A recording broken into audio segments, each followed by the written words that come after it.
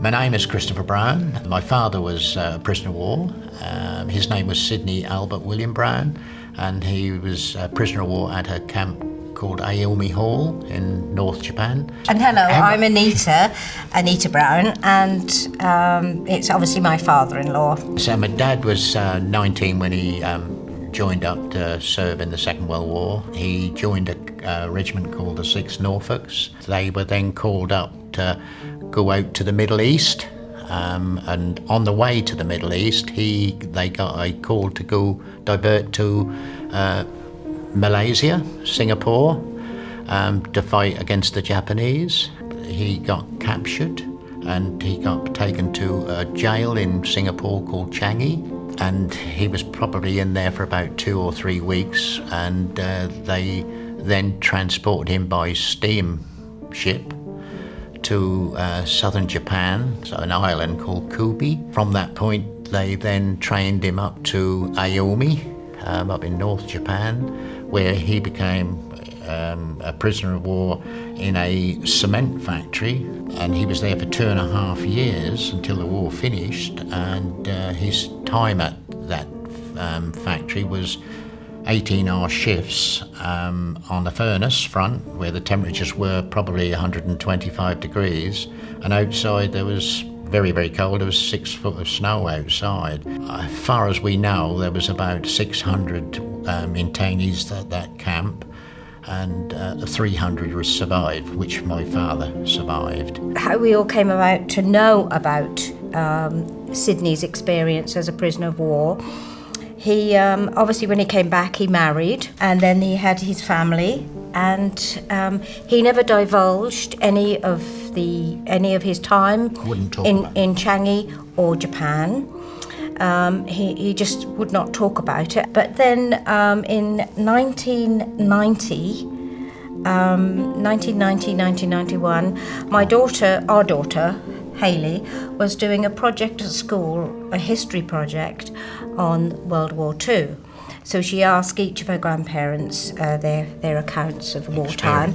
And then so she spoke to Sidney, and we were there in the room, and he suddenly said, "Oh, I've got some story to tell you about Japan." He then proceeded to get these diaries out and asked me to read them, his account, to him and to Hayley, and then he proceeded to answer questions from Hayley for her history project. First of all, he explained about the camp. The straw beds were full of lice, fleas, dirty and uncomfortable, and they didn't have very much to eat. They also had dysentery and beriberi, and so lots of his colleagues didn't survive.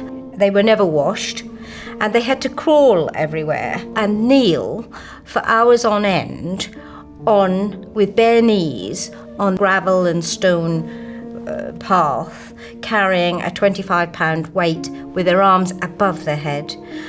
And they also had beatings, and it was just very difficult.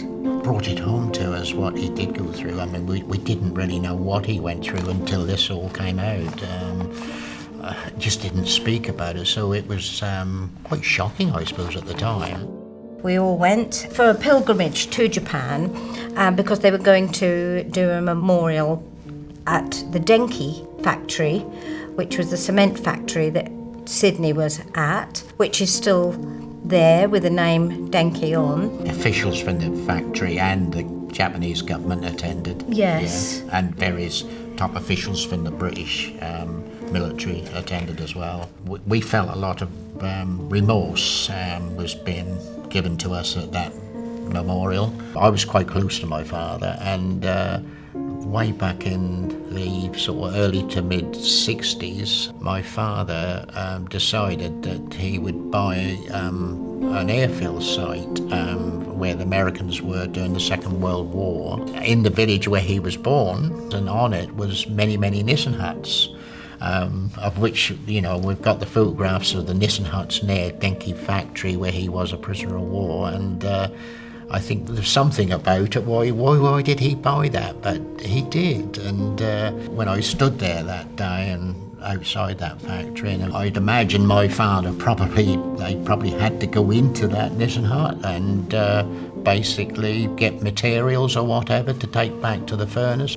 60 or 20 odd years later, he then decided to buy something where it got Nissen Huts on. So whether there was something there of a connection, I don't know, but we certainly had some happy times on there. We had a bungalow built on there, and we made the most of it. We actually had holidays where we went down to Somerset and Devon and went to other airfield sites and took Nissen Huts down on our holidays. So we do have quite a connection with Nissen Huts really in our family. Up until that point that we went to Japan, there was a kind of still the feeling that the prisoners of war had fought Japanese people. And I think that followed through down to the family until we actually then did this pilgrimage, and then that seemed to change our it lives. Changed it. It changed. We now attend the Japanese embassy for the reconciliation each year. We feel that the Japanese people showed a lot of sympathy now, whereas we didn't think they did, over the previous years, did they? But now we feel they do.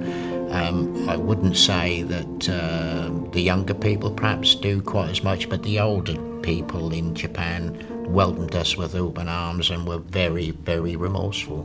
I just think that everybody should know about it and never forget what did happen.